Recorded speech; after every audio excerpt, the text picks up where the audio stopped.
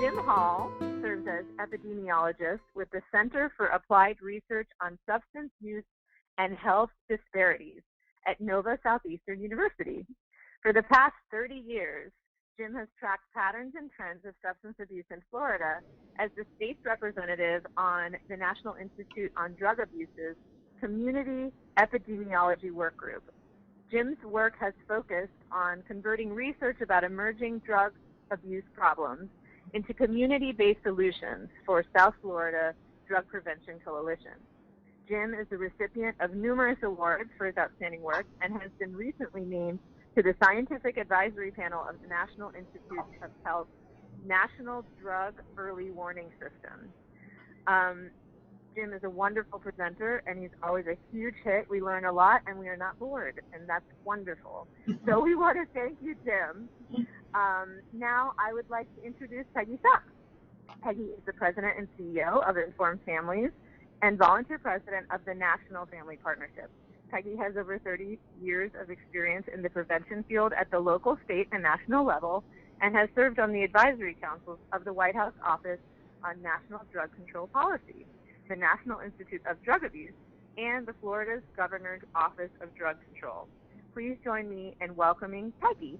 Thank you. Thank you. And thank you, Jim, for coming. And all of you who were listening, if you did the math, Jim and I met 30 years ago.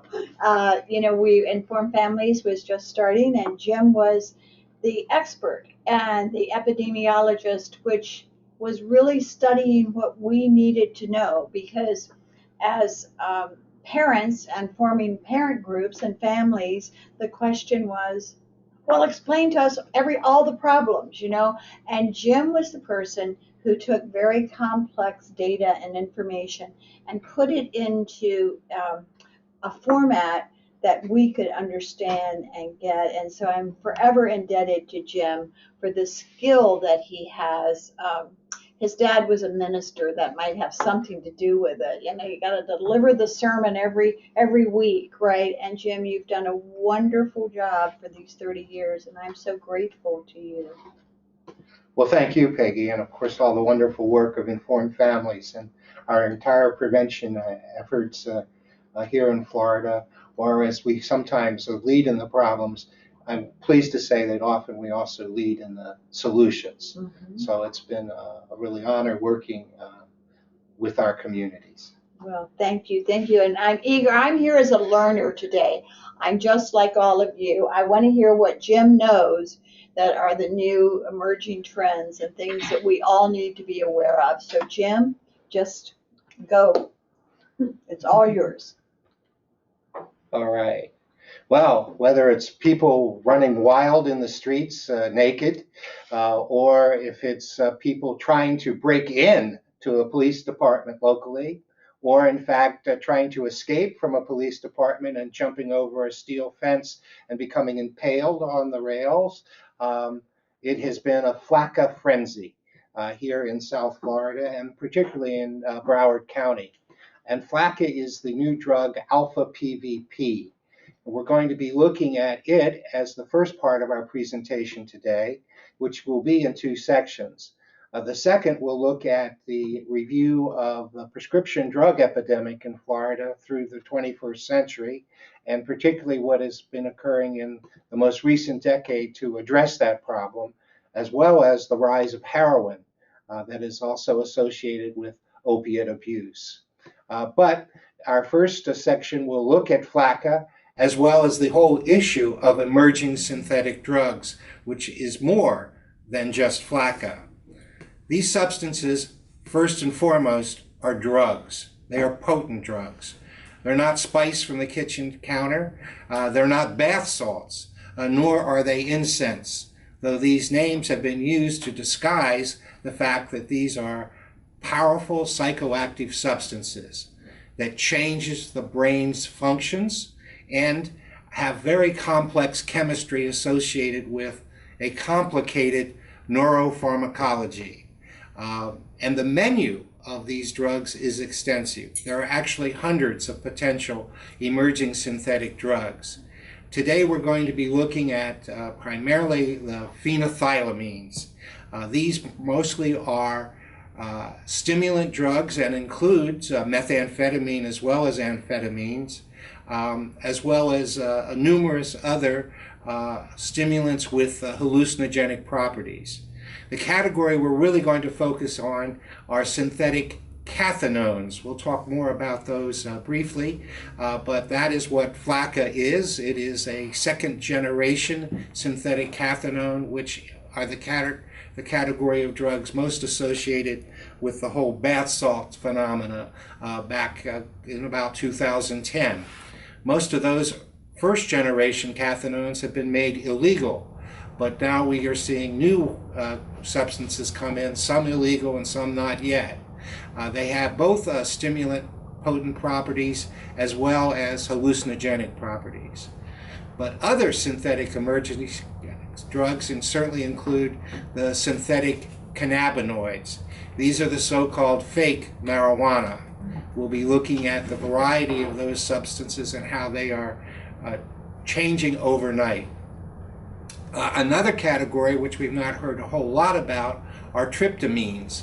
Tryptamines tend to be the more active psychedelic drugs, similar to LSD or psychoactive mushrooms.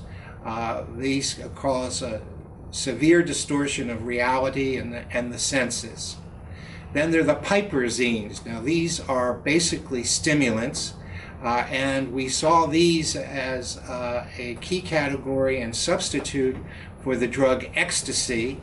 Instead of MDMA, piperazines appeared around 2010, 2011 through 2012. They now have been replaced with synthetic cathinones. And what we haven't seen a number of in the United States, but is a threat in other parts of the world and a looming issue for us here in America, are synthetic opiates that are not from pharmaceutical products, but will be clandestine lab or research chemical opiates. And as we look at the opiate epidemic in the second part of our presentation today, this is a whole threatening issue that we can see clandestine opiates appearing. We're already seeing in 2015 a substantial amount of fentanyl, not from pharmaceutical grade fentanyl, but actually coming out of clandestine labs in Mexico. And this fentanyl is often used as an adulterant and cut with a Mexican heroin that is of a poor quality as a booster to its narcotic effects, and has been responsible for many deaths associated with heroin. And finally, we also have on the edge benzodiazepine analogs. Benzodiazepine, of course, are the tranquilizers and sedative hypnotics, such as alprazolam or Xanax, or diazepam or Valium, or clonazepam. And we are now starting to hear about, in other parts of the world, synthetic benzodiazepine, once again, not a pharmaceutical grade, but coming from clandestine labs, and we'll look at the one later on that we're seeing in the United States. In Florida in 2014, we had 12 different kinds of the synthetic cathinones detected in crime labs across the state, 12 different substances. Now the cathinones are a man-made version of the active ingredient found in the khat plant, spelled K-H-A-T. Khat is a native plant to East Africa and the Arabian Peninsula, and has been used there as a mild stimulant for centuries, not unlike coca leaf chewing in the Andes. It's a different substance, but it's a mild stimulant that was used often to give people that extra energy for work, or just as a mild hallucinogenic, not hallucinogenic as much as a stimulant effect. But what man has done is to synthesize that drug in far more potent forms of stimulants.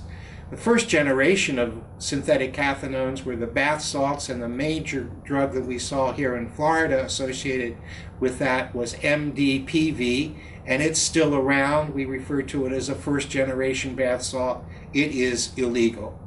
More recently, we've seen the arrival and now the diminishing numbers of methadone cases. Methadone is the drug that was primarily found in product marketed as Molly. We'll look at Molly's a little bit later in the presentation, but Molly's were reported to be pure MDMA. And as I like to say, that was pure malarkey, because basically Molly's were this new cheaper form, methadone, a synthetic cathinone, that was used to replace ecstasy. Then following methadone, we saw the arrival about 2 years ago of alpha PVP. That is what we are calling Flakka in South Florida, but in other parts of the country has often been referred to as the street name gravel because of its appearance. More recently, we've seen ethylone and butylone that have replaced methadone, and what's now mostly being seen in the drug Molly's. These are all the same synthetic cathinones, as well as 7 other chemicals in fewer quantities than these 5, but that are available as various synthetic drugs, and specifically the synthetic cathinones. We really begin with a world tour. Most all of these so-called research chemicals are manufactured in China. Often they first appeared in Australia or New Zealand or in other parts of the Far East, but then made their way to Europe and then through Canada into North America and the United States.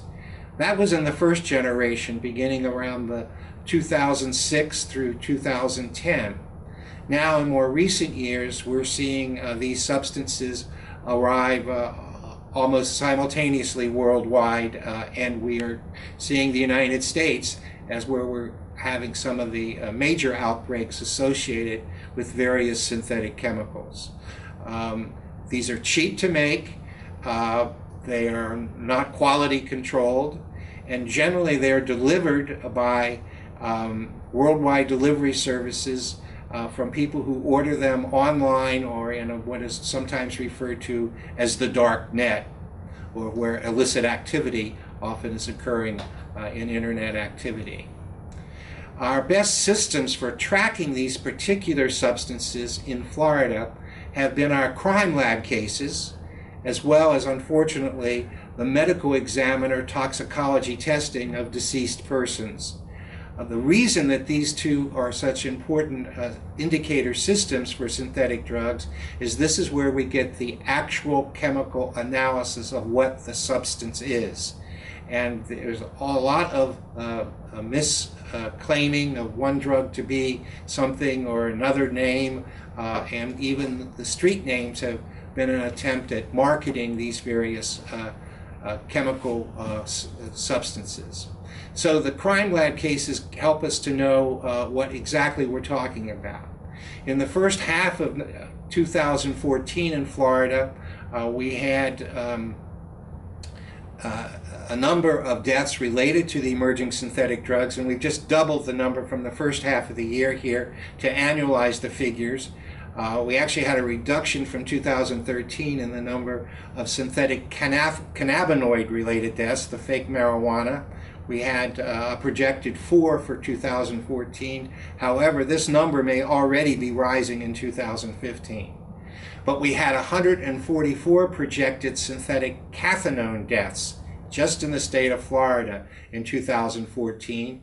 And of those, 38 were considered to be the cause of death. That was what was the key ingredient. In other cases, they were related deaths in which the drug was detected in the decedent and may be responsible or explaining why, at least a key contributing factor of why people died, whether it was a drowning accident or an automobile crash or other dangerous situations. And then as well, we've seen 36 of the other synthetic cathinones, other synthetic drugs as deaths in Florida projected for 2014. And this does not include the methamphetamine or amphetamine related deaths, just to focus on the more contemporary emerging synthetics. since September 2014, Broward County, the home of Fort Lauderdale and Hollywood area, just north of Miami-Dade County, has had what we now project as 30 alpha PVP deaths just since September 2014. 19 of those are confirmed alpha PVP deaths, and 11 of them are now presumed alpha PVP deaths. About half of these deaths have occurred in the last 6 weeks. So we are in an epidemic that is peaking and hopefully can be reversed. In all, we've seen since 2010 over 35,000 emerging synthetic drug crime lab reports in Florida, steadily growing from almost 4,000 in 2010 up to over 10,000 in 2014. And we see the 3 different categories there. The blue bars are the phenethylamines, which do include the methamphetamine and amphetamine crime lab cases. The green are the synthetic cannabinoids, or the fake marijuana, and the red are the rising numbers of synthetic cathinones. As we look in Southeast Florida, and this is combined data for Palm Beach County, Broward County, and Miami-Dade County, in the number of crime lab cases in 2014, here's the top 10. And as for the past decades, it's led by cocaine and marijuana in the number of drugs seized in various law enforcement activities. However, the number of those crime lab cases decreased for both cocaine and marijuana in 2014 as compared to the previous year. Yet our synthetic cathinones increased up 46% and totaled 1,811 just in the 3 Southeast Florida counties. And the other category that we see there is also a 57% increase in synthetic cannabinoids at a lower level. These graphs, of course, will be available on the online portion for you to review again and to get that data to be more specific. This graph shows what I refer to as the changing face of ecstasy just in the last 4 years, as in the number of crime lab reports related to drugs often sold as ecstasy. Ecstasy was originally MDMA, or 3,4-methylene dioxymethamphetamine. This was the drug particularly seen heavily in the latter part of the 1990s, often brought in from the Benelux countries by airline passenger couriers.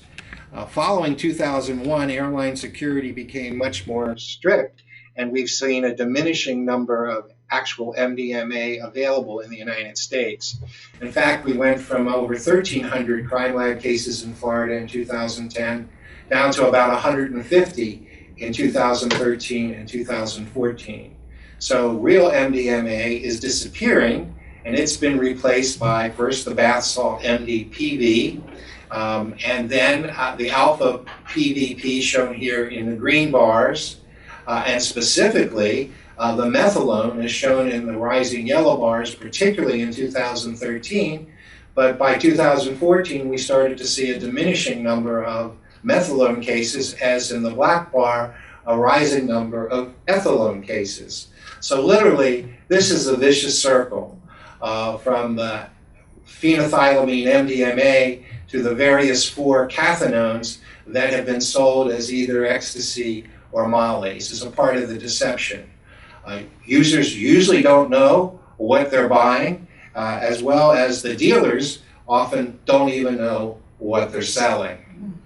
And as I mentioned, this has become the vicious circle. As a new drug of abuse appears, we create new regulations and make them illegal, and then another drug moves in to take its place. And as the cartoon says, look out, it's a vicious circle. We've made some progress in getting ahead of these. Alpha PVP and methylone are illegal, both federally as well as here in Florida, as of the winter of 2014. Yet that doesn't necessarily deter the supplies that are coming in. And what we are also looking at is finding a means that's particularly feasible with the synthetic cannabinoids of banning a whole group of substances, not by their chemical structure, but by their pharmaceutical action. For instance, the state of Minnesota has banned any cannabinoid receptor agonist that is not approved by the US Food and Drug Administration. And that's a way of banning substances even before they appear. We're looking and working with legal authorities nationwide at ways that we might apply this concept of banning substances by their pharmaceutical action in the brain rather than by their chemical structure for the synthetic cathinones as well as other synthetic drugs. But the name Molly first really became popular when Madonna walked on stage at the Ultra Fest in Miami in 2011 and began her performance by asking, "Has anyone seen Molly? I'm looking for Molly. She makes me want to dance." And of course, she was referring to the new at that time ecstasy substitute, which was not pure MDMA, but was referred to as Molly. Now the name Molly actually came from the word molecule. That was one of our pre-test questions. And in this graph, this chart, we see the top, the chemical structure of MDMA, the ecstasy drug, and just below it, we see the chemical structure of methadone, which is very similar to MDMA with the exception of this one oxygen ring attached to the molecule. So it was molecular manipulation that created Molly, and this is why we're sometimes referring to this whole category as designer drugs. They're not like fashionable jeans, but they are chemically, molecularly designed to mimic the effects of known substances that may not be illegal yet, or that may be more potent, or cheaper to make, or even better for the dealer, more addictive, because that ensures repeated sales. Now mollies have been replaced primarily by ethylone, the next synthetic cathinone that we're seeing, at least in our area. But methylone was the primary drug found in mollies, particularly across the US South and in the Northeast United States. Then more recently, we've seen Flakka.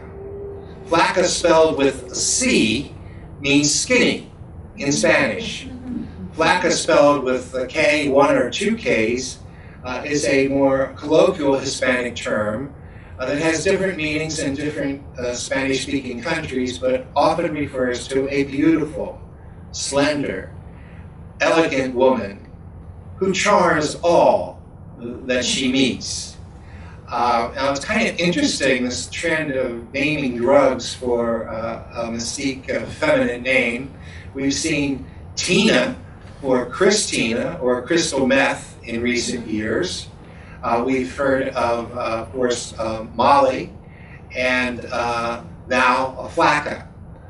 In other parts of the country, alpha PVP, which is the active drug in Flakka, is called gravel.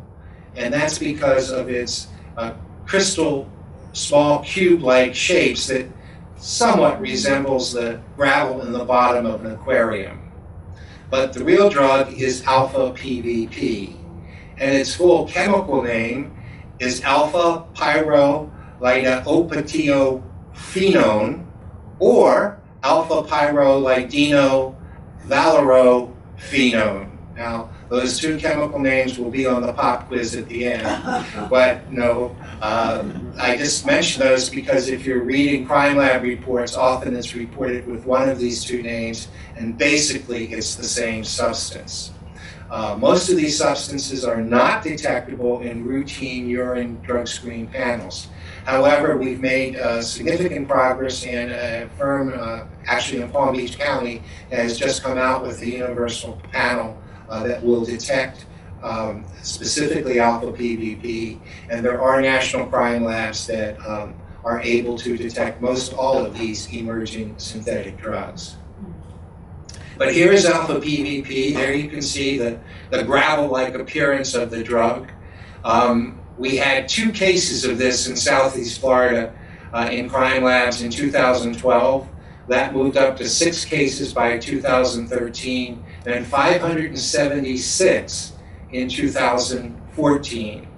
And already in 2015, in just Broward County, we've seen almost 300 alpha PVP crime lab cases.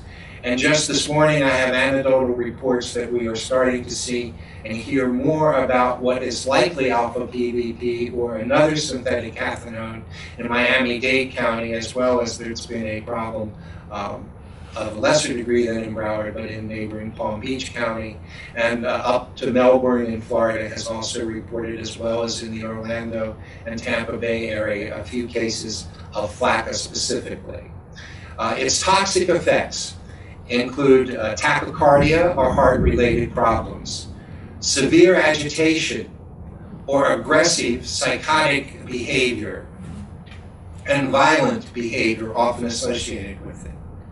Alpha PVP, particularly, as other stimulants in the past have, but never in such a great number of cases, trigger a specific syndrome known as excited delirium.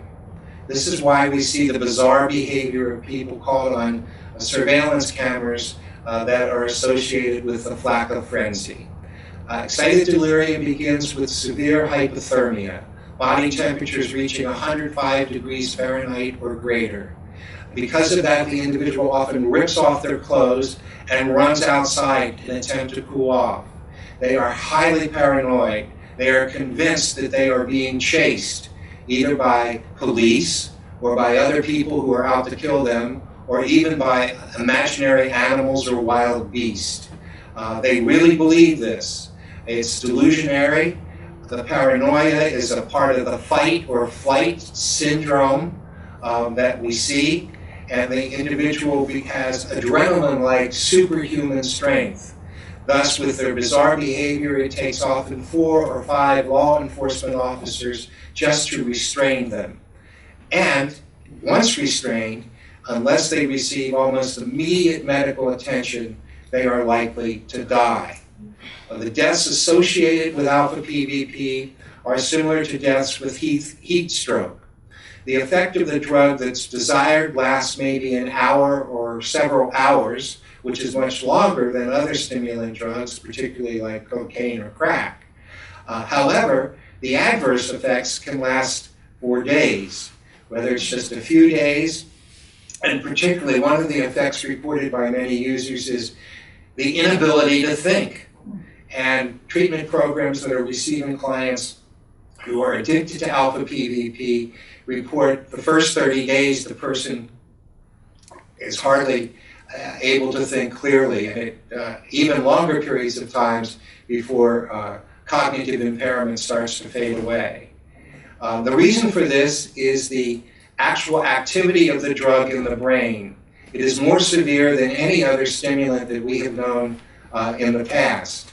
And that's because it more effectively blocks the removal of the active neurotransmitters in the synaptic gap of the brain.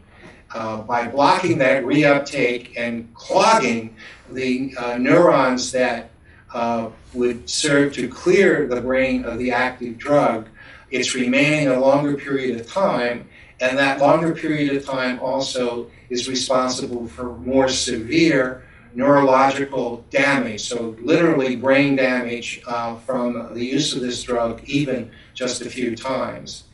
And because the natural neurotransmitters are depleted, that makes the compulsivity of the drug even more, because the individual is quite depressed and wants to go back to the feeling that gave them a euphoric-like pleasure. Thus, this is a highly addictive drug, a highly dangerous drug, and worst of all, it's super cheap. It costs about $1,500 to buy a kilogram of alpha PVP over the internet from China that's delivered by worldwide delivery services. And once that kilogram is in the hands of the dealer, it can then be divided into doses of 1/10 of a gram.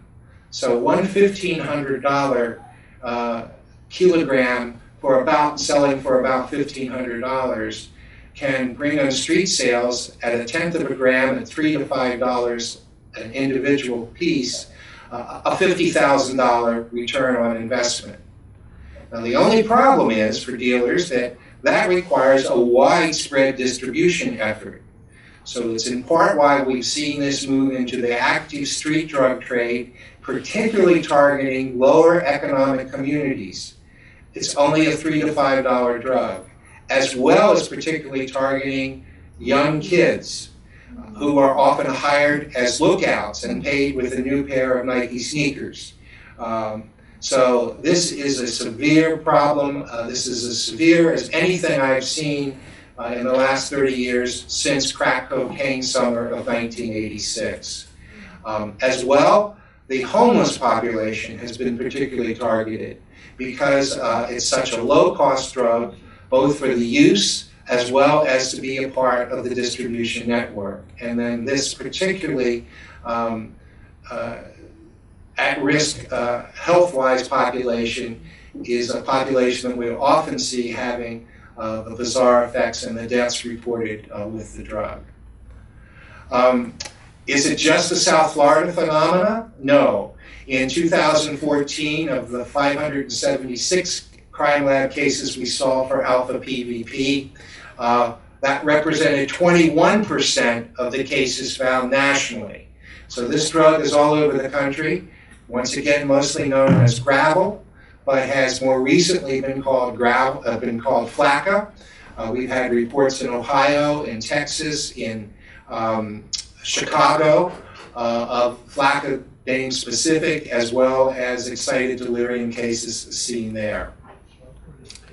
I want to just commend the United Way of Broward's Commission on Substance Abuse has launched a very active Flakka community action team with 50 key community leaders, law enforcement, the medical examiner's office, health authorities from emergency hospitals that are developing specific medical protocols to deal with this, and a major education campaign in cooperation with Broward County government and the Broward Addiction Recovery Center.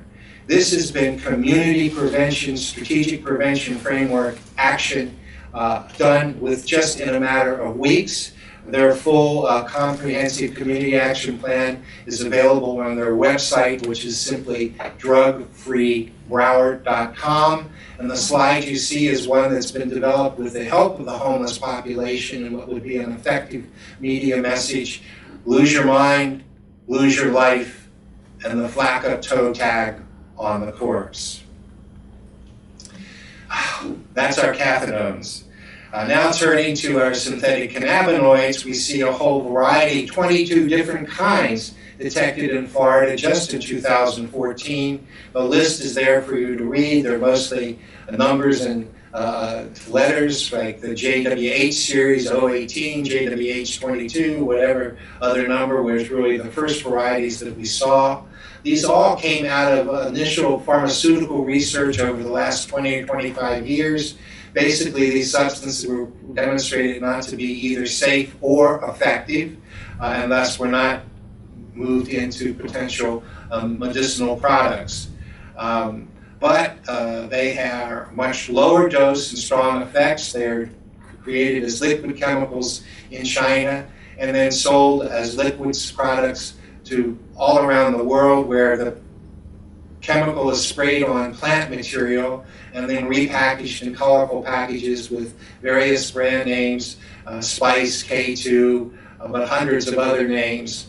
And the strong maximum effects are higher potency and more severe than even regular cannabis, and can be more toxic.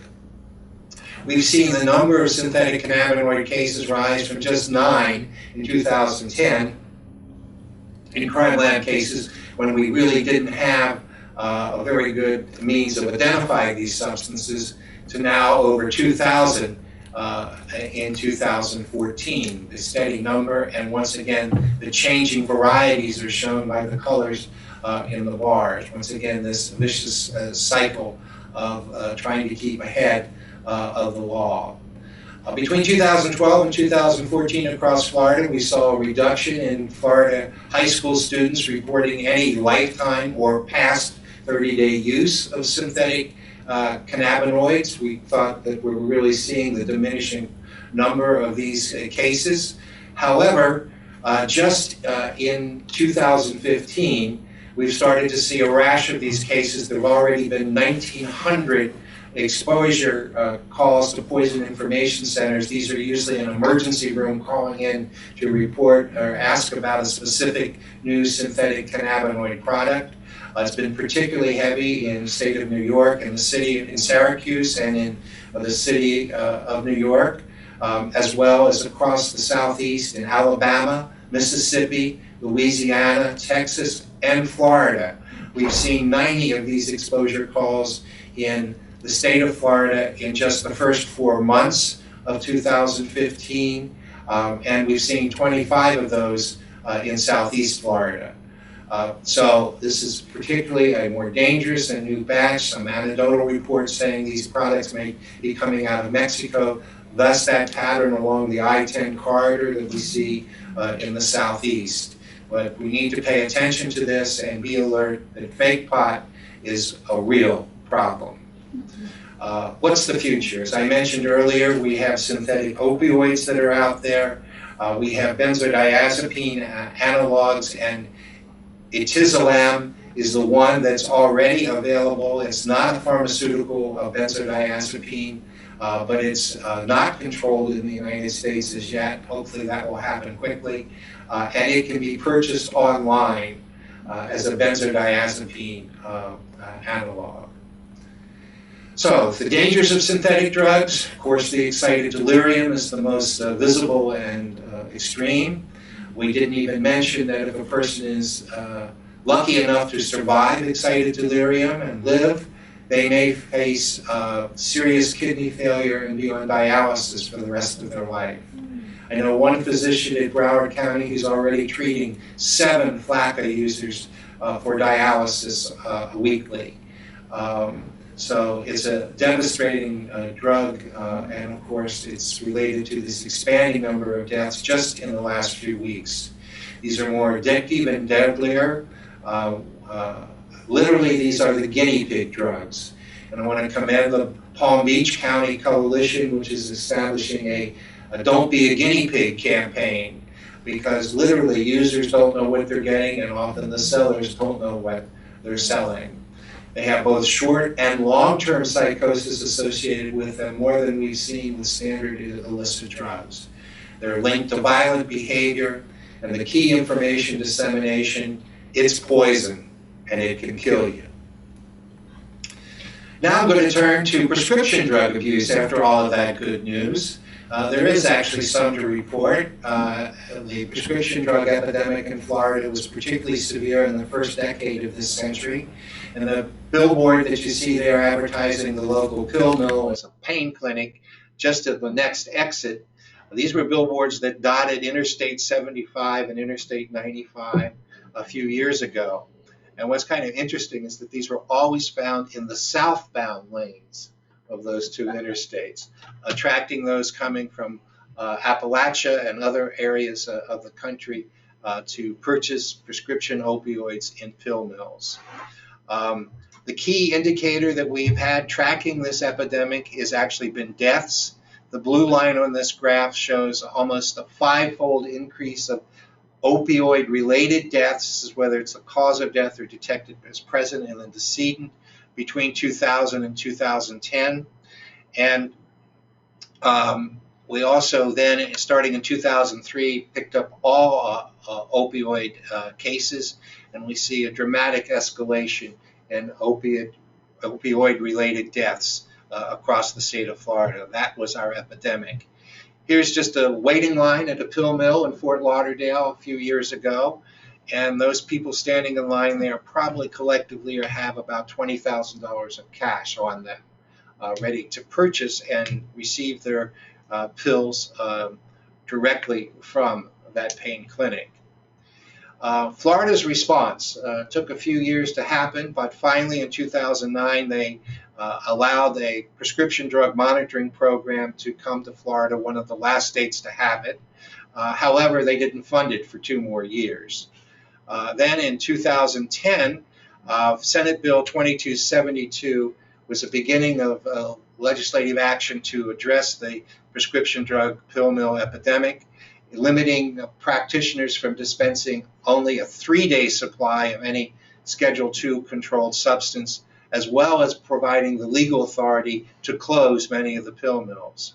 Just a month later, the manufacturers of OxyContin, the most abused prescription opioid at that time, came out with their tamper-resistant formulation, which made the pill much more difficult to crush and be able to bypass the extended release mechanism and get the full dosage all at once. Then in March of 2011, we had the establishment of the law enforcement strike force to shut down pill mills. And in July of 2011, finally, the House bill that gave the most comprehensive approach to changing medical and pharmaceutical regulations, limiting any direct dispensing of a Schedule II controlled opioid, a narcotic pain reliever, as well as finally funding the prescription drug or allowing the prescription drug monitoring program to begin operation in the last quarter of 2011. So here is our key indicator of what happened. This shows the number of actual legal prescription opioid deaths for oxycodone in blue, for methadone in red, for morphine in green, and hydrocodone shown there in the brown line. And we see the most dramatic impact was first with the oxycodone caused deaths. This is semi-annual reporting periods. And the black line there shows the limiting of the dispensing to just 3 days and the new tamper-resistant formulation of OxyContin. Then the law enforcement strike force helped lower the numbers for methadone and other opiate deaths eventually. And then the prescription drug monitoring program had a really dramatic impact on pill mill operations. This graph just shows the total number of deaths that are both caused and where it was detected as present. The blue line being the prescription opioids and the red line being the benzodiazepines, a frequent cocktail of pills that were taken together, sometimes with muscle relaxants as the key prescription drug abuse epidemic. But we see those declining numbers that have stabilized in the most recent year. This is the number of neonatal abstinence syndrome cases across Florida, which still continue. However, at least it's not been as an aggressive increasing rate since the crackdown on prescription drug diversion. Most successfully, however, though, we've seen a lowering of the quantity of doctor shopping. A level 5 doctor shopping is an individual who sees 5 different doctors in a 90-day period and visits 5 different pharmacies in that same time period. And we went from the beginning of 2012 with 2,800 level 5 doctor shoppers in Florida, down by the end of 2013 to 1,400, or a 51% decrease. And as you look at the graph, we go all the way down to a level 15 doctor shoppers. All of those, of course, have been reduced. So here's Florida's response. We've seen a decline in prescription opioid deaths, prescription benzodiazepine deaths. Treatment admissions have declined somewhat in the most recent years. However, that's a number we'd actually like to see go up. The neonatal abstinence syndrome continues with babies born in withdrawal, but not at least as a escalating rate as it had been. And the number of drug deaths have diminished by 31% related to pharmaceuticals, but that's still 5 people dying a day in Florida from prescription drug abuse, where it's considered the cause of death. We've also seen a 59% reduction in pain management clinics, down to just 376 across the state. Many of those are legitimate medical clinics, but still we do have some bad doctors out there, and we still have a number of dispensing problems with prescription drugs. And we noted before the 51% decline in doctor shopping across the state from the prescription drug monitoring program. The June 15th, this week's issue of Time magazine gives a great history of the prescription drug epidemic in Florida, but particularly across the nation. And it points a lot of fingers, and there's a lot of blame to go around. As the prescription drug epidemic started to wane, we saw headlines reporting oxy users now turn to heroin.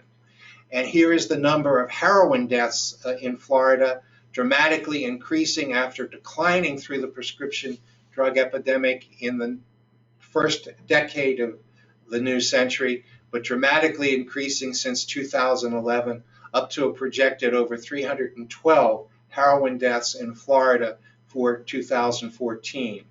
Here in Southeast Florida, in just the 3 counties, we also see that escalation of heroin-related deaths. We see this nationally in the number of the blue line showing the rising opioid prescription epidemic deaths nationwide, but the green line showing the escalation of heroin as they stabilize with the prescriptions in the most recent reporting years.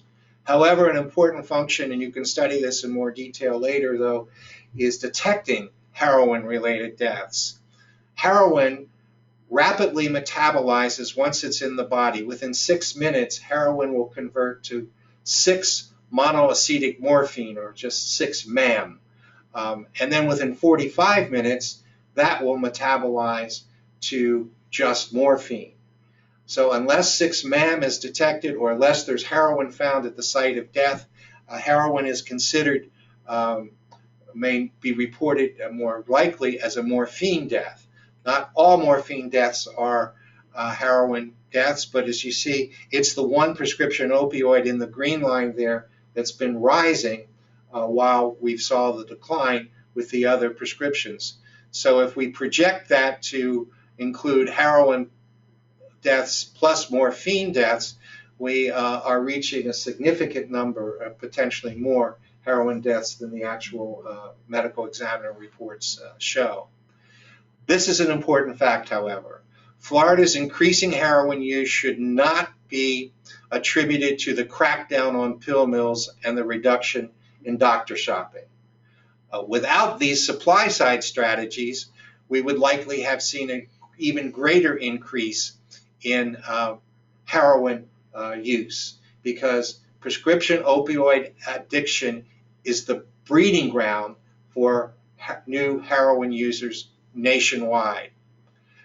It is good to know that for Florida, for Floridians at least, that we have actually among the lowest heroin problems across the nation. Yet what we have seen is a dramatic escalation in heroin consequences, and that's very much attributed to as well the now availability of Mexican, more potent and more cheaper heroin than we've ever seen. Mexican heroin was primarily seen west of the Mississippi River up until recent years. This new supply is also impacting why we are seeing increasing heroin as the cheaper substitute for prescription drugs. Florida's failure, however, was in not expanding treatment and prevention resources while enforcing prescription drug diversion control. Because as long as we have an opiate addict out there, in the storm of narcotic withdrawal, any opiate port will do. An exciting toolkit at the SAMHSA website, just samhsa.gov, is the Opiate Overdose Toolkit. The tragedy is that so most all of these deaths are preventable. It provides 5 strategies of public education. I won't go into them, our time is limiting. One of them, though, is making availability the medication naloxone, which will reverse a drug overdose death. And this is an example. Place black end against outer thigh, then press firmly and hold in place for 5 seconds. If you don't get it, it'll even repeat the instructions. To inject, place black end against outer thigh, then press firmly and hold in place for 5 seconds. There's no drug in here. I'm going to pretend this is my thigh. 5, 4, 3, 2, 1. Injection complete. That can reverse a heroin overdose and save a life. Hopefully we will have more of these available. The Clinton Foundation actually has just funded the availability of these, particularly to significant others and family members.